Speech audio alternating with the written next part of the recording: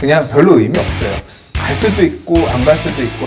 강영훈 부동산 스터디 카페 대표와 함께하고 있습니다. 자, 공공재개발 얘기가 나왔는데요. 공급대책에서. 일단 공공재개발이란 개념부터 조금 정리를 하고 가야 될 것 같아요. 과거에도 조금 비슷한 게 있긴 있었거든요. 공공재개발이라고 하는 게 이번에 처음 나온 얘기거든요. 공공사업시행자가 재개발 사업의 사업시행자가 될 수 있는 거는 원래 도시정보법상 가능했어요.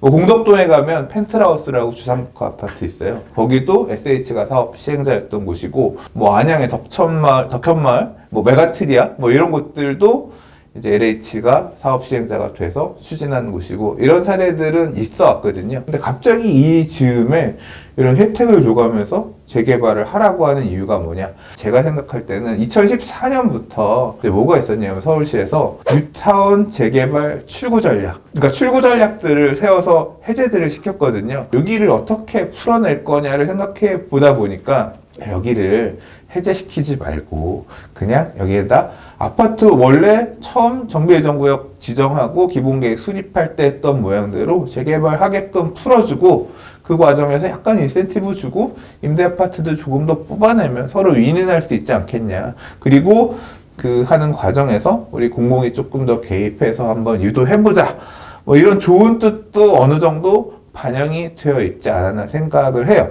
여러 전문가들이 얘기했었던 도심지 내 주택 공급을 하는데 괜히 갑자기 없던 데를 만들어가지고 재개발 딱 하겠습니다, 전향적으로 이렇게 바뀌는 그런 느낌이 아니라 해제하려고 할 수도 있었지만 사실은 아직 재개발 추진할 수도 있는 지역들, 여기들을 잘 긁어모아서 최대한 공급을 해보겠습니다. 이제 그런 모습을 어필한 걸로 보여요.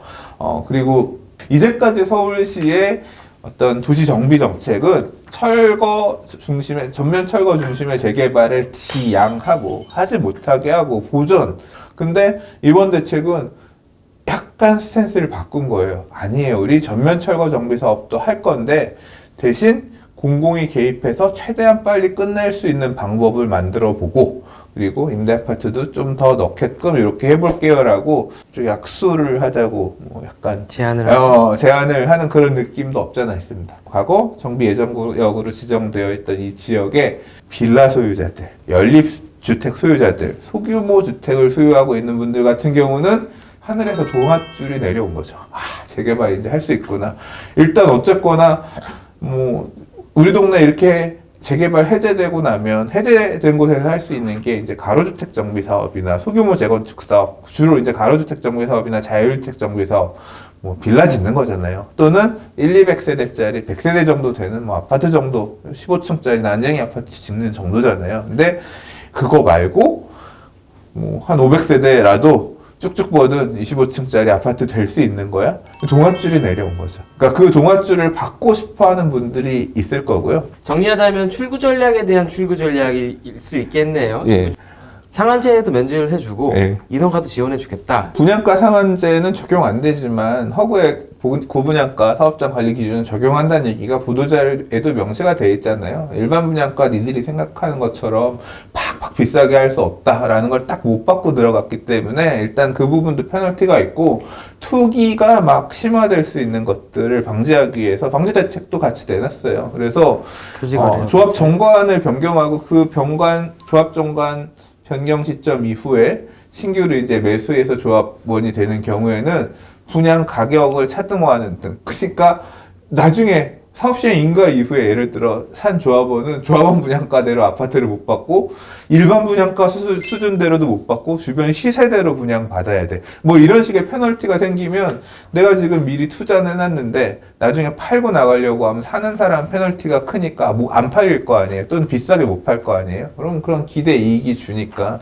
투자 측면에서는 약간 메리트가 떨어지는 그런 부분도 있을 거고, 그럼 뭐 그거에 따라서 또 투자도 좀 하지 말아라 이런 의지를 섞은 건데, 그런 부분들 같이 병행해서 사실 제도를 이번에 내용은 발표는 했더라고요. 사실 재개발 사업의 유인 같은 경우에는 투자 수요가 조금 인입이 되면서 그분들이 토지 등 소유자가 됐을 때 좀 동의율도 높아지고 사업이 굴러가는 경향이 있는데, 재개발 사업은 원래 투자 목적으로 하라고 한 게 아니에요. 그렇죠. 재개발 사업은 도시 정비 사업의 일환이고 너무 열악하고 주택이 열악한데 기반 시설도 열악한 지역들, 도로도 너무 좁고 자체적으로 집 짓기도 힘든 이런 지역들 많고 이런 지역들에 정비하는 방식으로 도입을 해준 거지 이거에서 돈 벌려고 한 사업은 아니거든요.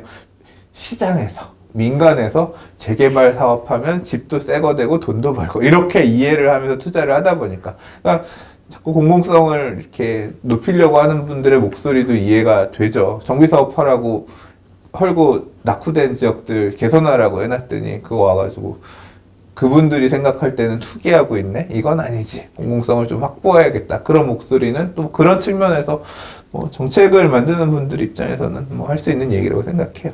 사업이 빨리 갈 수 있는 어떤 것도 좋다라고 했잖아요. 근데 그건 양면성이 있어요. 민간 사업 시행자, 그러니까 땅 갖고 있는 사람들은 내가 어떻게 집을 지을지 내 의견을 반영하고 싶어 하죠. 근데 작년에 서울시가 이제 건축혁신안 발표할 때, 그 당시에 이미 이 사업 단계를 빨리 줄이겠다, 속도를 줄이겠다. 이제 그 당시에 발표할 어떤 내용이 있었냐면, 정비계획을 여러분께서 수립해갖고 오시는데, 우리가 도시계획위원회에서 심의할 때, 심의해드릴 수 없는 내용을 자꾸 이상하게 그림을 갖고 와요. 그래서 그 내용을 저희가 되받고 안 하게. 선생님을 보내드린다. 우리가 그거 잘 그려드리는 선생님 보내드릴 테니까, 공공건축가 보내드릴 테니까, 그분이 제안해드린 대로 해갖고 오세요. 그럼 저희가 바로 사인해드리죠. 이제 이런 식으로 해서 사업 단계를 되게 줄이겠다라는 걸 이미 작년 3월에 발표했어요. 건축혁신안을. 근데 요번에 이 내용도 맞물려 있습니다. 사업 단축하겠다. 뭐 47개월씩 걸리던 거 18개월로 줄이겠다라고 하는 거는 여러분이 그림 그려오시면 저희가 다 해드릴게요가 아니라 우리가 생각하고 있는 그림이 있는데 요대로 그려오세요가 사실 포함되어 있다고 생각합니다. 그러니까 자율성이라든가 내가 어떤 집을 짓겠다 이런 부분은 많이 제약이 생길 수밖에 없어요. 공공이 개입을 한다고 할 때 반대하던 주민들이 그것 때문에 찬성으로 돌아설 수 있을까요, 과연? 저는 사실 이번 대책은 메시지라고 생각합니다. 그냥 별로 의미 없어요. 갈 수도 있고 안 갈 수도 있고 해제될 수도 있고 공공재개발로 갈 수도 있어요. 뭐 몇 군데는 성과를 내서 보여야 되니까 주도적으로 개입해서 으쌰으쌰 해가지고 만드는 것도 있겠죠. 그리고 국토부에서 이렇게 얘기를 했다는 거는 그냥 좀 결국은 시장에 앞으로 공급 물량을 이렇게 낼 거니까 니들이 너무 부안해동 표현이 맞나? 너무 이렇게 막 마음 졸이지 말고 좀 꾸준히 기다려주세요. 공급 물량은 넉넉합니다. 공급이 부족하다는 시장의 일부의 어떤 목소리에 너무 이렇게 반응하지 말고 좀 기다려주세요. 우린 도심 공급에 대한 의지가 아직 있다. 이걸 그냥 대외적으로 선전하는 정도의 대책이었다고 보는 거죠? 사실 영향은 좀 되게 있을 거예요. 해제됐던 곳들 있잖아요. 그러니까 그치. 지금 우리 재개발 지금 다시 하게끔 해주세요. 엄청 요구하는 목소리들이 되게 많아요. 요구하는 한편 뭐 하겠어요? 그 동네를 이제 뭐 빌라 지어서 쪼개서 팔아먹고 뭐 이제 그런 어떤 이 동네도 그러니까 이 서울시의 또는 이 정부의 스탠스가 재개발 사업을 다시 조금 전면 철거 중심의 재개발 사업을 다시 조금 하려는 그런 뉘앙스가 보인다라고 하면 저거라도 받아서 우리도 동아줄 잡게 해줘라고 하는 지역들이 나올 거고요. 그런 요구가 있는 한편에는 이제 그 지역에 자, 여기 종상향됩니다. 그렇지. 용적률도 올려주고요. 종상향도 해주고 한데 될 거라니까. 이제 항상 그렇잖아요. 우리 긍정적으로 생각하고 잘 될 거라고 생각하니까 투자들을 하시는 거잖아요. 그런 움직임도 한편으로는 만들어질 것 같아요. 된다가 아니에요. 이제 그런 움직임도 발생하면 실제 되는 곳이 나올지 안 나올지는 모르겠지만 전체적인 큰 흐름은 그렇게 가서 또 막상 또 막판에 가니까 안 돼서 이제 피해자도 나오고 시장에는 약간 될 수 있습니다 마케팅이 일어날 수 있다는 거죠. 일단 정부가 102곳의 후보지가 있다고 얘기를 꺼냈는데 어디일까요? 서울시 같은 경우는 2004년에 이 도시주거환경 정비 기본계획이란 걸 수립하면서 각 구별로 정비 예정구역들, 그러니까 기본계획 안에 여기를 재개발할 겁니다라고 해서 기본계획 안에 예정구역들을 지정했어요. 뭐 용산구를 예를 들자면 효창 3구역, 4구역, 5구역, 6구역 이런 데가 이제 정비 예정구역이었는데 추후에 정비구역이 돼서 이미 아파트가 다 지어서 입주까지 끝났어요. 근데 같이 2004년에 예정구역으로 지정이 됐지만 사업이 안 가서 멈춰있던 구역이 있거든요. 이제 이런 곳들이 대상입니다. 각 구별로 다 되게 많이 있어요. 그래서 그걸 찾아보시면 되는데 서울시 홈페이지에도 있습니다. 2004년에 정비 기본계획 한 400페이지 정도 되는 두꺼운 책인데 뒷부분에 보면 구별로 다 정리가 되어 있으니까 그 지도 보시고 그림 위치 보시고 여기 안 끝났네 확인하시면 되고.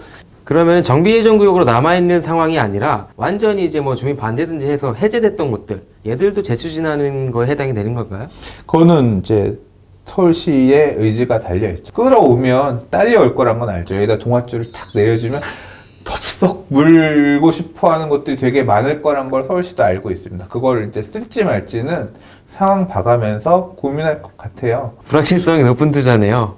투자하는 분들은 뭐라고요? 네. 10년 뒤에 되지 않겠어요? 사실 지금 재개발 투자를 할 때가 아니라 빌라를 지어서 팔아야 될 것 같아요. 이제 그거는 농담입니다. 전문가들 자. 많이 계시니까 하고 계실 겁니다, 이미. 더 궁금한 게 그 공급 목표를 보면은 올해 500가구를 이제 확보하겠다라는 계획이 있어요. 이 500가구 사이즈가 나오는 곳이 어디가 지금 있을까요? 이 해당되는 데가? 대충 짐작이 가긴 하는데 서울시에서 어디 딱 찍어서 여긴 거의 됐다고 생각하니까 협의가 됐다고 하니까 아마 이번에 자료 넣은 걸 것 같고요. 아까 제가 뭐 예시로 들었던 사례처럼 물밑에서 이미 어느 정도 그러니까 추진 주체가 만들어져서 여기는 뭐 거의 받아서 가겠다. 그러니까 너무 오랫동안 지쳐가지고 뭐 임대를 넣든 안 넣든 제발 하게만 해주세요 이런 지역들 많이 있거든요. 이제 그런 지역들 중에서 사례들 가지고 내지 않았을까 싶습니다.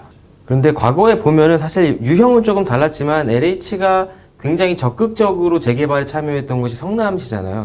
지금 나온 공공재개발하고 당시 성남시와 LH가 손잡았던 재개발 방식하고는 좀 많이 다른가요? 거기가 광주 대단지 사건 뭐 얘기 있고 있잖아요. 애초에 청계천이라든가 이 철거민들을 대단일이 이주하면서 비슷한 시기에 동시에 지어졌던 데기 때문에 이미 90년대 후반 넘어오면서 전체적으로 대대적으로 정비할 필요가 있었어요. 그래서 이 광역적인 재개발 사업을 어떻게 할 거냐 이거를 생각하는 가운데 일단 당시에 대한주택공사 쪽에다가 이제 용역을 넣고 해서 그렇게 갔던 거고요. 그러다 보니까 이제 사업 시행자가 당시에 대한주택공사 나중에 이제 LH로 바뀌어서 그렇게 처음에 주도적으로 갔던 거고 지금은 제가 알기로 LH가 일부 초기에 관여했던 데 빼고는 개별적으로 조합 방식으로 늘 가고 있는 걸로 알고 있거든요. 그렇게 좀 정리를 해봐야 될 것 같습니다. 강영훈 대표와 함께 했습니다. 말씀 감사합니다.